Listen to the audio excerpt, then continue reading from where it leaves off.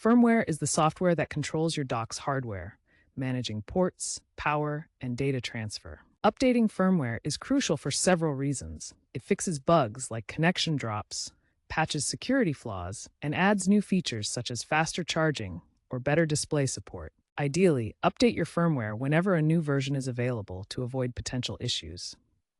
Skipping updates can lead to incompatibilities, reduced performance, or security risks. Use Lenovo Vantage, a free app, or the Lenovo System Update tool to check for new downloads regularly. Before you begin, ensure your ThinkPad laptop is compatible, connected to the internet, and you have administrator rights. First, check your current firmware version via Lenovo Vantage under Device, Docking Station. Compare this with the latest version on Lenovo's support page. To update, either use Lenovo Vantage under Updates, or download the appropriate .exe or .iso file from Lenovo's support website by searching for your specific dock model.